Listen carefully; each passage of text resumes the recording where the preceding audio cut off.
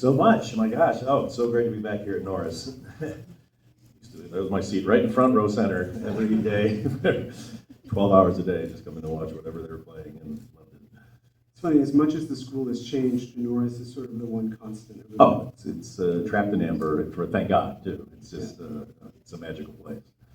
It really makes me feel like there's still hope for movie theaters. When people come in here, they see a film, it's special, it stays with them for a long time. So Yeah, well, that's just hit on that point. You know, like my last 3 movies have been for streamers, which has been, thank God they let me make them, but it's also been kind of disappointing. And sometimes they say, oh, maybe it'll be theatrical, so you kind of hope for that, but then it's not. And what I realized is most movies we've seen, and like guys are younger, but you've seen a lot of movies in theaters, obviously. It's the movies that you see in theaters, you take that experience and you take that audience you watched it with for the rest of your life. Every time you see that movie and you're by yourself, you hear that audience laughing, you hear them reacting or screaming, or just having a group experience. And that you don't kind of get that with streaming, which is really depressing. So, like a movie like this, I really want this to be like something that's very interactive, and people really get into reacting to what's going on and cheering for it, or whatever part where we have. And so, we as filmmakers just have to keep making movies that people want to have that experience in the theater. So tell us about coming to this project. Was this a book that you sought after, or had it sort of been in development by that point? No, I was making, my last movie was Another Simple Favor, and I was doing that with Lionsgate, who had made the first Simple Favor. And they were really happy with how that was turning out. And at the same time, my producing partner, Laura Fisher, had found out about The Housemaid and was chasing it, because she knows I love thrillers, even though I'm considered a comedy guy. And so, yeah, they were so happy that they kind of brought it to me. And Sydney was already attached, and I've been dying to work with Sid, because I don't know if you ever saw that movie Reality that she did. But I saw that, and then I was just like, wow, she's really a good actor. She's really got it. And so, yeah, I came on board. But this, it's not often you get dropped like a source material that's this good for the screen in your lap. And so I'm just, I consider myself so lucky to have gotten it, because the idea of getting to tell a story from one character's point of view, in a not so Rashomon-y way, but in still like, then you just switch it to the other character. And what I loved about it is we get to spend the whole first hour completely fucking with you and making you root for everything you should not be rooting for. And then you pay the price for it, but then the retribution is so sweet, because by the time you get to Andrew trapped in the attic, you just want blood. And so it allows you to kind of have, there's very heavy, dark themes in this, but I think it's the fun of the retribution that is the release, for an audience. At least that was for me, and the chance to get to do that. I also really love that at no point, even when you're sort of, that they're doing something bad, you're never really against Millie. And that I think is a really interesting through line. It's not like at a certain point you're switching allegiances, you're just sort of understanding it differently. Yeah, and that was what was really fun. I mean, the fun, and Amanda and I really had a lot of fun, like crafting Nina and how far we could push her, because we realized too, once that scene in the kitchen where you go, oh, is she crazy or not, or hormonal, or whatever's happening with her, like how far, you can't make her just so hateful that the audience is like, all right, I get it, she's terrible, I get it, she's terrible.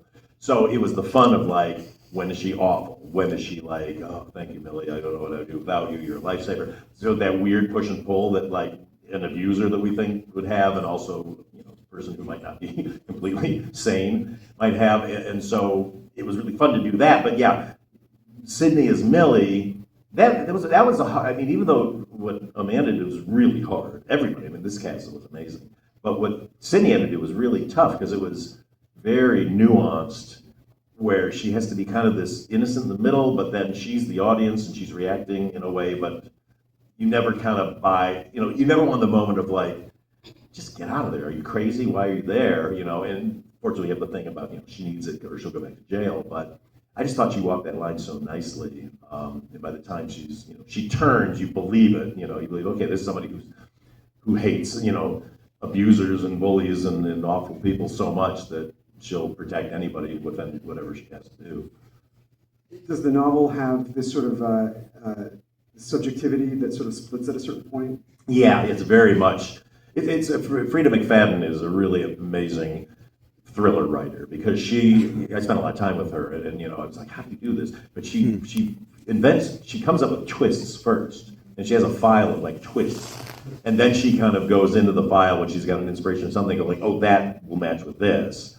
And so this literally the whole first half of the book is Millie, and then there's a switch in the middle, and you're like, wait, what? Just like in the film, and you're like, oh, and then you get on the backstory, and then you go to the present time. And what we did add though is the whole ending, because in the book, Andrew just dies in the attic after she doesn't pull his tooth out. He bleeds out basically, which is really satisfying in the book. But I knew for the big screen, it's a trope. You need the monster in the house, and also I wanted he and Nina to have a final, showdown. And huge credit to Brandon Sklenar, who played Andrew, because that last scene when he confronts her on top of the stairs was originally written, he kind of berates her, and then Billy pushes him over the side. And did it a couple times. He's like, I don't feel like I would do this. He said, feel like this would be the abuser in full remorse mode trying to win back, the abusee. And so he ad-libbed a big portion of that speech over and over again, and we just kept fine-tuning it, and thank God, so when I was at SC, and I'm sure it's not this way anymore. I was here in the mid-'80s when everybody was really very artsy. Not you guys aren't artsy, but there was a real disdain for actors that kind of came from stories of Hitchcock and these things of like actors are cattle, and, the whole story about like what's my motivation? I'll tell you when you get here, that whole thing, which somebody thought was great and hilarious and all that, but watch a movie like this. This movie would be nothing without this cast. It was out their instincts and what they did, and it just every time I watched them, I was just like, God, this is just what actors do, and I can have a million ideas in my head and cool shots and all that, but these faces and these personalities and these talents get up there, and it's that interaction that just takes everything to the next level. I'm always just amazed every time I work with actors just how good they are. Well, that's a great scene also for just getting a taste that the abuser himself was a victim of some form of abuse, right? Yeah, well, I work on it. Everything I do is there's a George Bernard Shaw maxim in the back of one of his books that said, all men mean well. And I was like, that's the key to storytelling and believability in storytelling, because everybody thinks they're doing something for a good reason. Andrew's horrible, but he went through this thing with his mother, so in his head somehow he justifies like this is what you do to make to correct somebody, and so it's fucked up. But at the same time, at least you go, okay, like I get it. Why I get what your messed up mind is telling you to do. A little Elizabeth Perkins goes a long way in this film. The greatest. Was that always meant to be sort of relatively restrained, that you just get sort of a glimpse? Yeah, I mean, the mother's not big in the book, and we actually probably put her in a couple more times than it is in the book. First of all, Elizabeth Perkins did me a gigantic favor doing this, because we had no money left, and I worked with her a bunch. It was just like, would you come in and just do this really wild, weird role? And she showed up wanting that look, because her hair is turned naturally that color, and I swear I gave her hardly any direction at all. She just came in knowing I just want this to be this weird kind of icy person who you go like, oh God, you gave your son no love whatsoever. Yeah, but she's great. There's certain people I've worked with over and over again who will just kind of come in, to help out. Sometimes it's a bigger role, but it's just nice to have that little, kind of your core cast that you can work with over and over again. Can you tell us a little bit about, once the script is ready, how you prepare? Because I know that, first of all, the production design is phenomenal, and it has a lot of sort of beautiful formal elements to the production. Are you, are you working on sort of visuals? How early do all of the department heads, come on board? Yeah, I bring everybody on pretty early, as early as our budget can allow, because finding the right location, with the house we knew was going to be really hard to find because it's such a character in the movie, and we shot in New Jersey for tax reasons, and also it looked like Great Neck, which I think it looks great. But my directive right up front, I always kind of have one kind of thing of like, there's the overriding thing I'm looking for. And this was, I said, I want this to be a Nancy Meyers movie that goes terribly wrong. And so she's like, yes, got it. So, found that house. It was built in 1908, but laid out great. We knew we were going to have to shoot the majority of the movie inside the house. We only built a few sets. The attic we built, and then the bedroom and the bathroom. And so she kind of gutted out as much as we could all the furnishings that were in there and put in all new countertops and all new cupboards and stuff, just because that kitchen, I knew I wanted a Nancy Meyers kitchen that's really perfect and all this, but we also needed that had a lot of, a cloth cupboards so that when Nina loses her mind, she's smashing stuff around and all that. Yeah, and then Elizabeth Jones is my production designer, by the way. Who's great, and she really wanted to fill the house with a lot of artwork that was both male gaze and kind of both women empowerment and also men dominating women. And so that's like that big Gauguin is in the living room because of his past and all his history with women. But it's really fascinating. If you get to watch it again, it's fun to just kind of focus on some of the artwork in the background. I mean, it really is amazing how much effectiveness you get almost on a subliminal level from bits of production design, even the use of light and color. Yeah, well, my DP is a fellow SC graduate, John Schwartzman, who we went to film school together here 1,000 years ago, and he's one of the best in the business, and he's done my last, how many, 6 movies, I think, and that was a big thing because, again, going off this Nancy Meyers thing, you want a house that can transform itself subtly. And so it was like everything's gonna be nicely lit, like sunlight coming in, but like friendly sunlight, and the overhead lighting is really beautiful and keeping it warm. And that house, thank God, it had all those fireplaces. Those were all in there. Like I said, every room had a fireplace, and it was just great. So we always had them on. But then it was, knowing that as things start to get weird, just start to bring the lighting down a bit, start to make some sunlight a little harsher, start to bring my angles down a little bit more. And then what he did was in the attic, just the use of that harsh sunlight. How that, because the attic was the hardest thing to design because I knew I wanted to be symmetrical because I was really hung up on doing what I called my visible door shot because I just like that symmetry of like we are the door.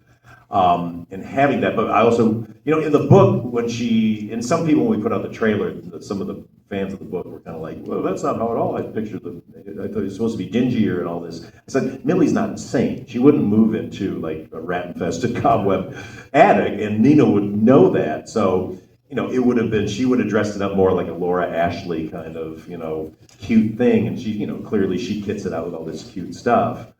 But once you strip that out of there and take the overhead light out, all the warmth goes out of it. And then John made these decisions to have either harsh sunlight or harsh moonlight coming through that then just transformed the color and made it went from being one of the most cute places in the world to being like a mental institution to sell. And so that was really fun to kind of figure out how to morph the house without actually morphing the house. I remember, I think, listening to one of your commentaries on Freaks and Geeks about your use of music, and I just really in all of your films, it's always such a really interesting selection of songs. I'm curious how much that process, where does that process start for you? Is it something that you try and kind of write into scripts, or is it more on set? Yeah, I try to decide what the sound is for certain characters, and I was really hung up on what's Millie's sound. And she had a couple more scenes where she was listening to headphones that we took out, but I was like, Linda Ronstadt, for some reason, there's something about Linda Ronstadt that feels like Millie's spirit animal. I don't know, I'd been listening to a bunch of it and just knowing Linda's backstory and all that, it just felt right. So that I was really hung up on, and that's all written into the script.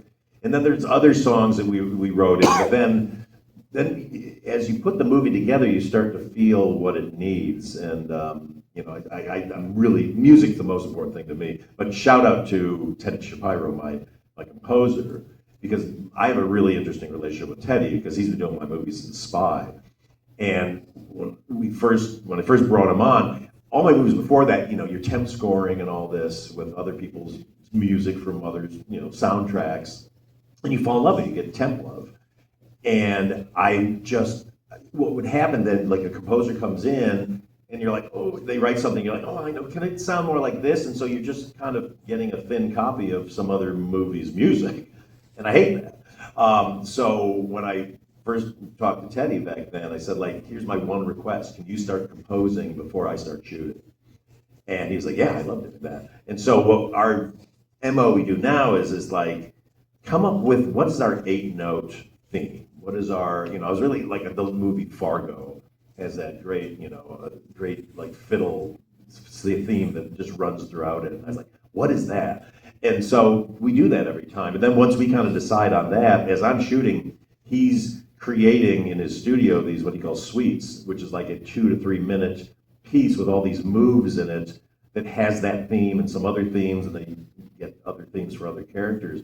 So when I go back into the editing room, we're cutting that up, and I'm not using any temp score from another movie. Even if we're repeating stuff from the suite, we know what the sound is. So then we're feeding it back to him, and he's adjusting it and finding his new moves.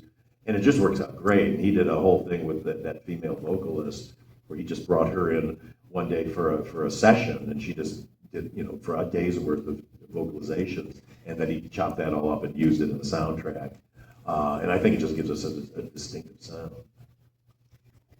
Going back to performance for a second, I was sort of thinking about what Amanda does in this film, which is really amazing, which is it's sort of, the performative aspect of that first half where she has to sort of modulate it, whether she's being sweet or being very erratic. How did you discuss, what sort of direction did you give Amanda in terms of how to play it? We realized that she, in the first hour, is a person who is acting, and so it was really almost like here's the stereotype things we should want the audience to think. And like for those first few scenes, where she's showing around the house and all that, and giving her the phone up in the attic, I just kept saying like, sweet and kooky, sweet and kooky. You're just sweet, I want the audience to go like, okay, I know that she's just the goofy, rich lady, and the husband's the sweet, perfect guy. So that then you can start playing with that stereotype. And, we always knew that kitchen scene is the moment just like slaps Millie in the face. And so it's all about disarming for that moment. So then you see in Millie's face when, the great close-up of her, when she's just like, her face like, what the fuck? What happened to the nice lady I met yesterday? And then it was just modulating from there. It was like the scene where she gives her the key, played it a bunch of different ways. And I was just like, this isn't aggressive. Just stare at her. I said, just stare at her really long before you do any of your lines. And it's great. There's nothing more unnerving than somebody just blank-facedly staring at you, and then the smile or the whatever comes in. And so it's like, okay, now unnerving her, and then it just kind of followed this pattern of where would you naturally feel like you want to be mean to her here? Where does it was playing with like, where is the line between I'm crazy or I'm just a tough boss? And Frida McFadden, she said one of her inspirations for writing the book was all the bosses she had that were so tough on her, but the push and pull with them of like, all right, am I just doing a bad job? Is that why you hate me so much, or why you're being so mean to me? And so, so just all that disarming until, and then how she fucks with her so much after she knows what happened in New York. That was, that's my favorite performance scene in the movie is when she's coming down those stairs. And I made the decision, like, I want this to be handheld. I want this to be unsettled. Because I don't do a lot of handheld, but in that moment, you want that. And she was great. The intensity she brought, and then at that moment where she gets in her face. We did that several times. And then I was just like, Amanda, I want you literally touching noses in there. And when she did it, just like, fuck you. It was, those are those moments where you have the monitor, you're just like, like, that's so good. That's the greatest feeling of like, as a director with an actor is when you make a suggestion and they take it 10 times better than you thought it could be. Then it's just magic. I want to ask you a little bit about just like the tone of the film, because it's a very fun movie. Obviously, some very bad things are happening in it. But it's not like it reads like a black comedy. It's just a movie that happens to have escape valves. And quite frankly, in the scenes in New York, it almost, becomes a straight up, romance film. Yeah. It's really, I think, very nuanced in that sense. How did you approach, I guess, the balance of tone? Yeah, I always consider all my movies to be comedies. Some are just extremely dark. And this one, going into it, I was like, oh my, I'm probably going to have less, I don't even call it comedy, less kind of that fun reaction to it. But then as we got in and just started playing, and I started going through the script more and more, you're like, this movie can get so tense in certain places that you just want those release valves. And so, you can really, this tone is hard to hit if you don't realize where a laugh is not wanted. And then there's we'll always try something, and I'm like, okay, that's tonally, nobody wants to laugh in this moment. Like, this is not even a moment where you want to have any kind of reaction other than just, oh my God, I can't believe this is happening. But then you find those moments of like, okay, there's, obvious ones like, I need a fucking sandwich. That's like a release after all this insanity. But like the whole first hour we knew was kind of could play in sort of a Lifetime movie way, and so you go, okay, there's just stuff we can have with like, hey, the lady's crazy, and oh my God, let me get out of here. So there was fun to be had with that, and how extreme Amanda could be and how weird.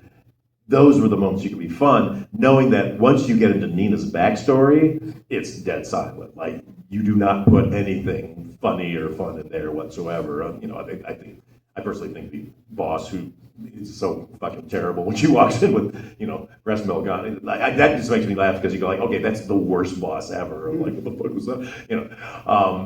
But otherwise, yeah, you want to hold it, and then knowing that once we get to the minute she locks him, in the attic, then game over. Then it's like, have the greatest time ever, because this guy deserves everything he's going to get, and then we can go nuts with it. Well, just hearing you describe that sort of really precision of like how and when to use humor, was there any sequence that challenged you more to kind of figure it out? Honestly, it wasn't so much a challenge. I knew pretty well where we could play and where we couldn't. I think it was just more kind of finding the tone in that last sequence when he's in the attic, knowing we could go crazy with it, but also going like, I don't know how real can we play it, and that's where Brandon was so good at that, because he was really, we had to reinforce this. He said like, I'm going to go for this. You got to really make sure that door doesn't break. So we reinforced that set like a bank vault. And I put these giant 2x4s above and below the camera, so when we were shooting the invisible door, he almost broke through those. But it's the fact that he went for it so hardcore, and he made the decision to kind of regress to being like a little kid occasionally. Like when he runs out and he's like, oh, like into that stuff. It's that collaboration and that allowing an actor to have the freedom to try something, because that was not scripted at all, that to play it that way. But that's what I love, when that actor is playing it in that moment, and they're like, I think I would do this, or I have an idea.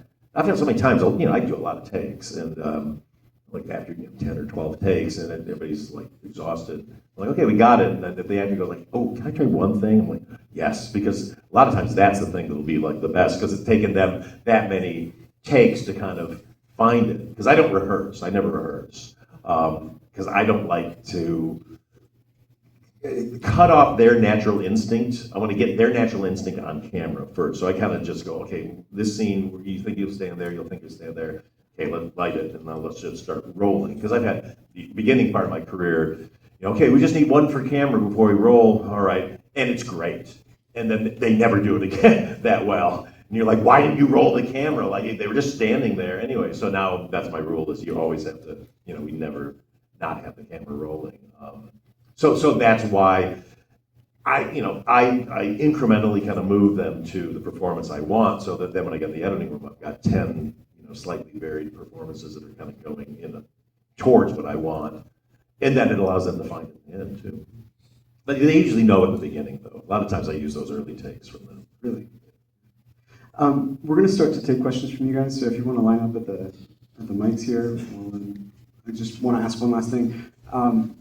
Just because we have the joy of seeing something like this on a big screen, you notice more details than you might at home or other ways that people watch movies these days. Is there a particular bit of production design or something in this film that you love, that is something that you want people to look for in a rewatch? Well, I think it goes back to the artwork on the wall, all the paintings in the background. That to me is really, that's a little rich pastiche. I mean, if you freeze the film and look, like that upper living room's got this just gallery of really interesting, both male gaze and female empowerment and dominating women. It's used very effectively through the house. I would say keep an eye on that. Is that all the production design, or are you particular about that? Was all the production designer's idea, yeah. Because I thought was amazing. Because my directive again was just sort of the Nancy Meyers, let's make this opulent, make it a place you would want to be, but with colors and tones that if we bring the lighting down, it can start to feel a little less friendly. All right, let's jump back here. Hi. I don't know if this is on, but thank you so much. I really enjoyed that a lot, and I read a lot of scripts, and I was plenty surprised. So good on you for that. Thank you. I wanted to talk about your history in making movies about women, which you primarily do, and believe me, Bridesmaids is on loop in my house. But you also make movies about women who are not exactly who they seem, as in Simple Favor and this, or who are growing out of something, like maybe even in Freaks and Geeks, and the growth period of getting out of something into something else. I'd love to just hear why that tends to be your focus. Well, I'm looking for anything that could be a three-dimensional female character. I don't like the term strong female character because I think it sounds one-dimensional to me, and so I'm never looking for a specific story or trajectory other than, all of my movies are kind of about underdogs at the end of the day, so there's always, whoever the lead character is, either somebody, like Anna Kendrick in Simple Favor, she's kind of this nerdy mom, but then there's something inside them, because that's how I look at everybody, and that's why I like working with stereotypes up front, to make the audience go, okay, this is, we get this, and then find out, oh my God, this is inside this person, because that's how I look at everybody in the world. Anybody you look at, if you talk to them, they're going to have a few stories where you're like, holy shit, you did that. And so I think that, to me, that's a way to bring really good three-dimensionality to women on screen, and to give my actors just something to do. And I also love twists. I'm always trying to look for a twist or something in my films, just to make it always surprise people, because those are my favorite movies. I don't watch a lot of comedy. I watch mostly thrillers and horror movies and stuff, just because I'm always looking for that marriage of either a scare or that kind of investment that you get from leaning in, that is so similar to a laugh. When something happens, you're like, you kind of laugh after it too. And so I love the marriage of that, and to be able to put that in films starring women, where that kind of stuff has traditionally happened for men, or the women are, just sort of props or sort of at the service of the men's story. Yeah, that's what I always look for. Thank you. This film feels a little bit like a Claude Chabrol film. The class hierarchy, the women. I'm curious if there are any films that you would recommend to them that they probably haven't seen that inspires you in this genre.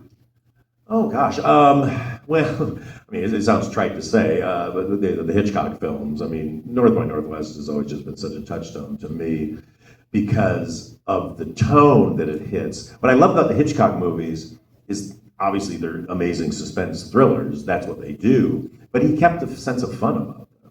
And there've been so many in the last couple decades or whatever when I watch the thrillers. I go, they're fun, but they're not. But they're taking themselves so seriously Not that you can't, but just you need those moments of like there's a fun side character, or there's like a weird reaction to something, or some quirky thing happens to just let the air out of the balloon a little bit so that you're going to then blow up and pop.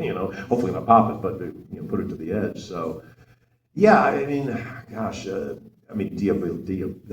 Diabolique, I can never say it, but I can watch it.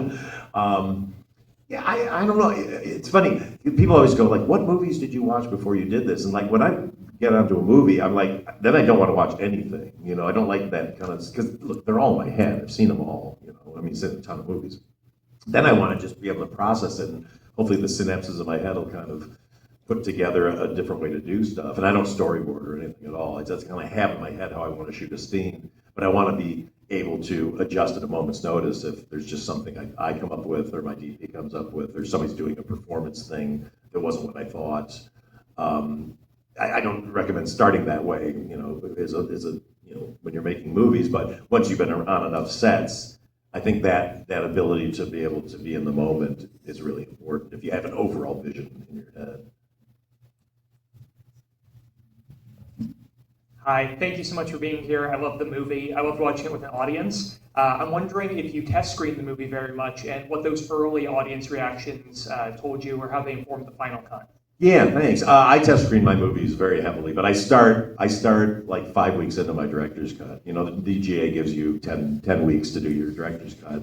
I never consider something a director's cut. To me, it's a work in progress until we're all happy and the audience likes it. So yeah, so I'll about 5 weeks in, go like, I think this is working, but I'm not in love with anything. I just want to see, is it working? As a film, is it going to work? And do we have to think about doing reshoots or anything? And so once you get that, we record the audience, with the night vision and all that.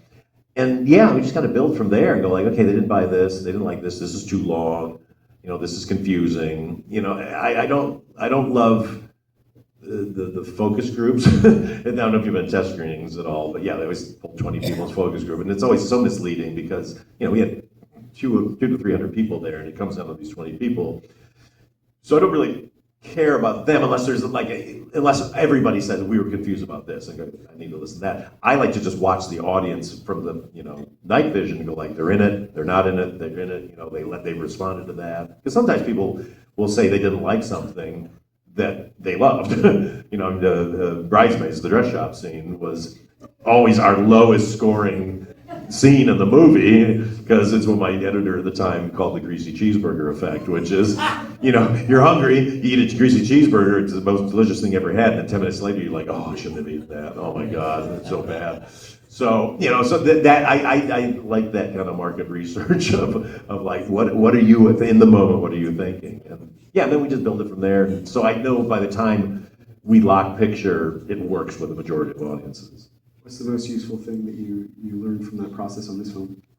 Length, and what we could get away with, honestly. I was hoping that we were going to get the reactions. I hate to say laughs again because it sounds like comedy, but the laughs, the joyous retribution laughs.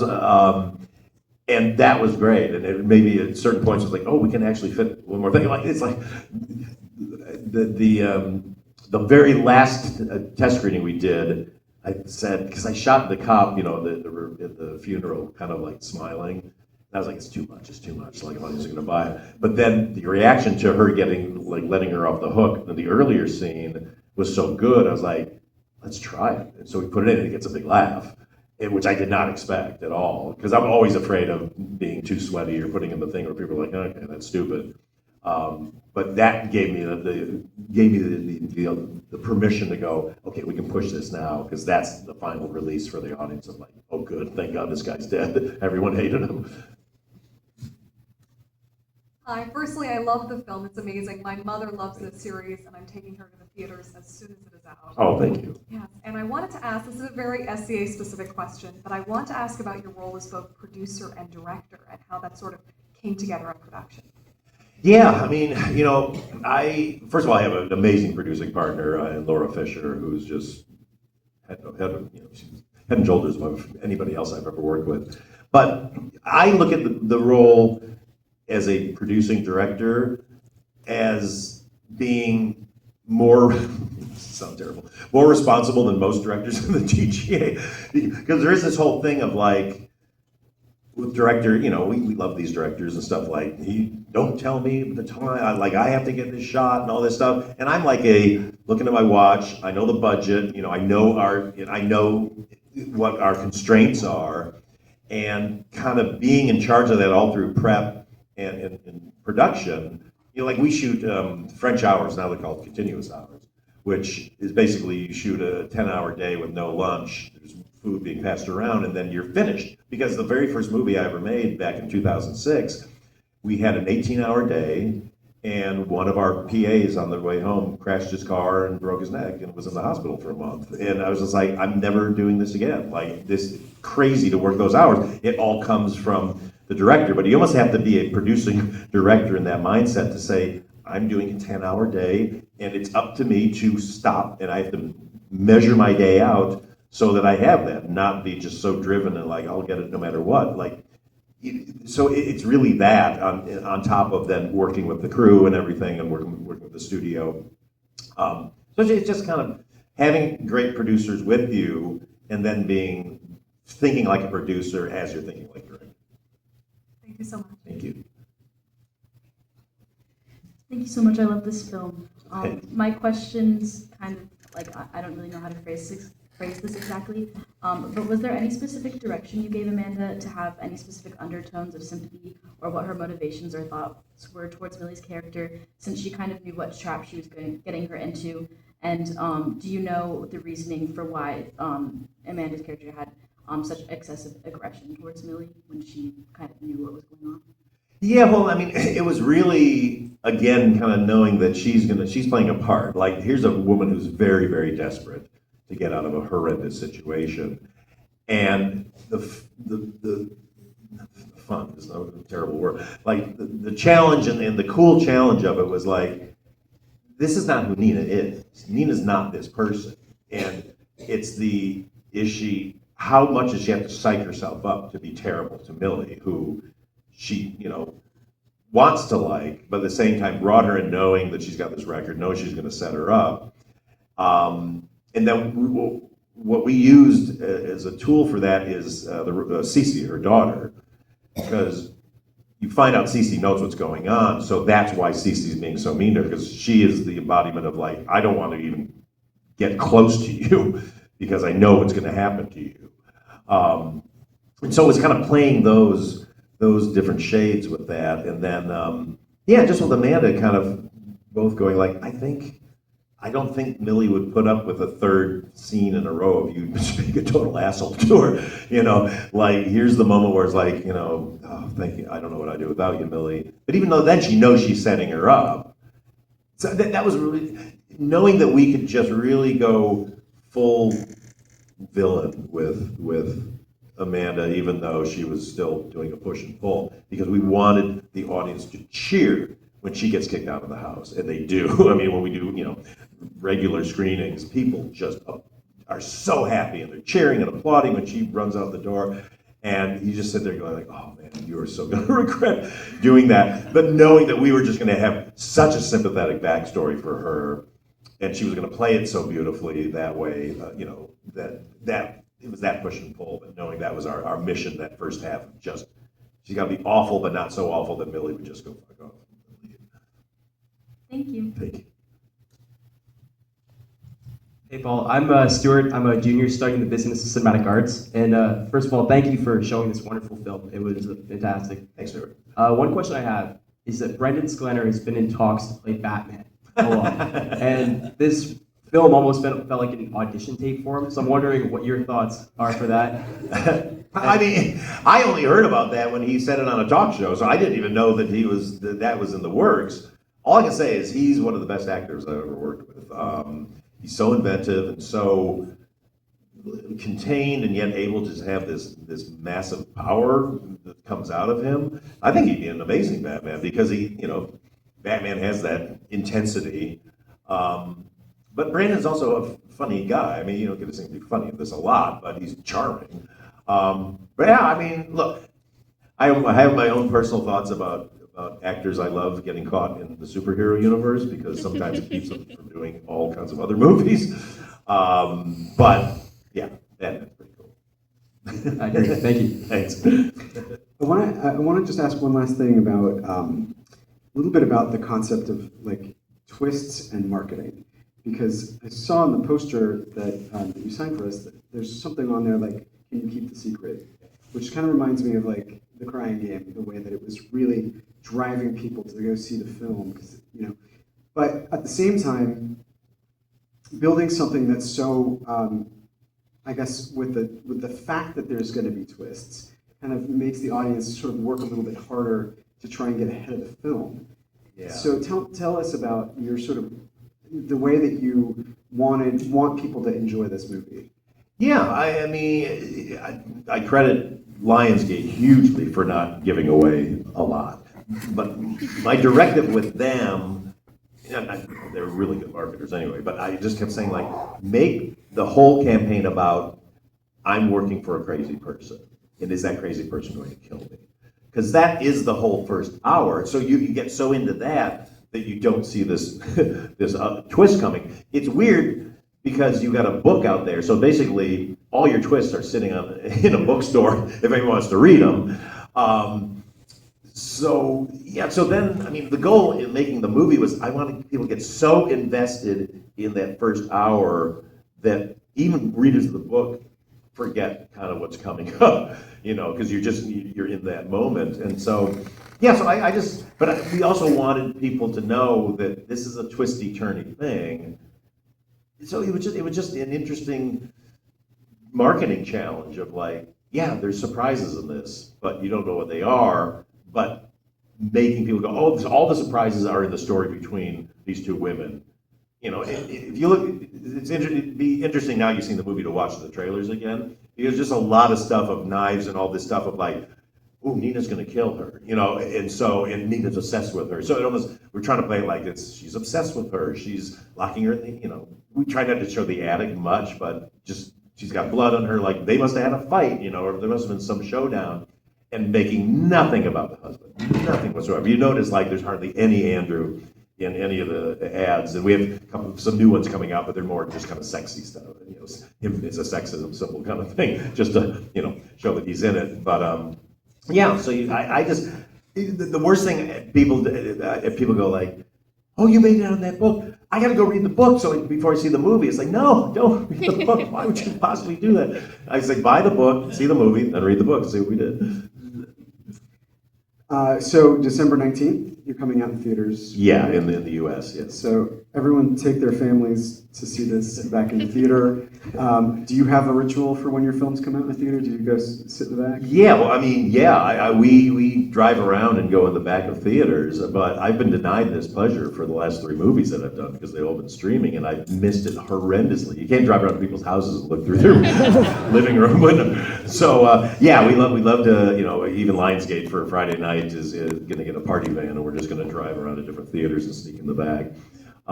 Which is sometimes dangerous because if you sneak in the back and there's only 10 people in the theater, then you want to kill yourself.